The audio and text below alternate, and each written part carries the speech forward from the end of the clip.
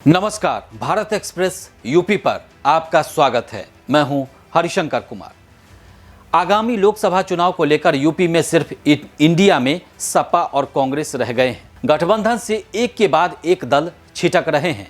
ऐसे में ये दल मुश्किलें बढ़ा सकते हैं।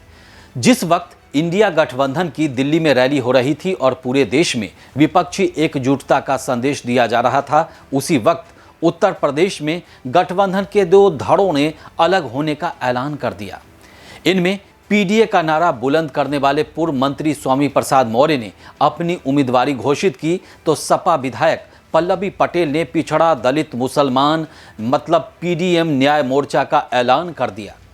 ऐसे में अब उत्तर प्रदेश में इंडिया गठबंधन का मतलब सिर्फ सपा और कांग्रेस ही रह गई है। हालांकि कांग्रेस छोड़कर तृणमूल कांग्रेस से जोड़ने वाले पूर्व विधायक ललितेश पति त्रिपाठी को गठबंधन के तहत भदोही सीट दी गई है। यूपी में मुख्य विपक्षी दल सपा के साथ विभिन्न दल एकजुट होकर भाजपा के खिलाफ माहौल बनाने का भले ही खूब प्रयास किए, लेकिन चंद दिनों के बाद ही उनमें बिखराव होने लगा। सपा ने कांग्रेस को अमेठी, रायबरेली और वाराणसी सहित 17 सीटें दी है। इस बीच सपा के सिंबल पर विधायक बनी अपना दल कमेरावादी की नेता पल्लवी पटेल ने तेवर दिखाए हैं। उन्होंने सपा पर पीडीए मतलब पिछड़ा दलित अल्पसंख्यक की अनदेखी का आरोप लगाया है। उनकी पार्टी ने फूलपुर, मिर्जापुर, कौशाम्बी से प्रत्याशी उतारने की घोषणा भी की। अब रविवार को पल्लवी पटेल ने एआईएमआईएम के अध्यक्ष असदुद्दीन ओवैसी के साथ मंच साझा किया और पीडीएम न्याय मोर्चा का ऐलान कर दिया। पल्लवी के इस कदम के सियासी मायने हैं।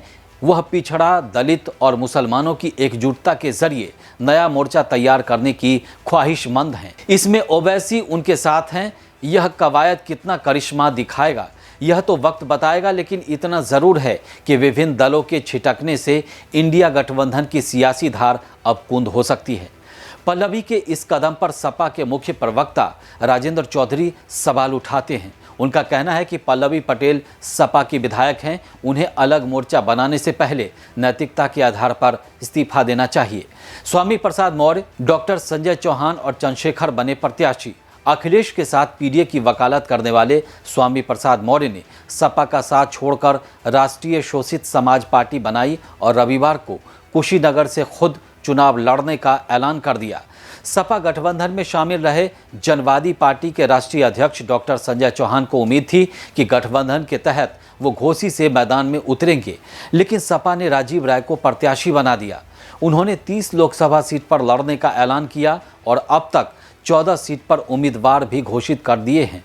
इसी तरह पीडीए का नारा देने वाले आज़ाद समाज पार्टी के चंद्रशेखर आज़ाद ने नगीना से नामांकन कर दिया है। महान दल चुनाव मैदान में नहीं है। दल के अध्यक्ष केशव देव मौर्य ने सपा बसपा को समर्थन देने और कांग्रेस भाजपा उम्मीदवारों का विरोध करने का ऐलान किया है।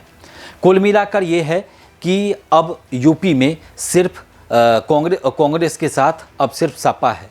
अब तीसरा दल सारे एक के बाद एक जा चुके हैं। इस लिहाज से अब इंडिया का मतलब बस यूपी में यही दो पार्टियां हैं।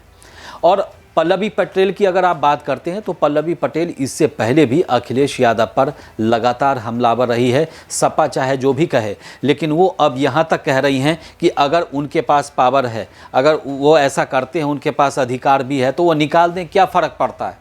आपको हमारा ये वीडियो अच्छा लगा तो इसे लाइक कीजिए और चैनल को सब्सक्राइब कीजिए। नमस्कार।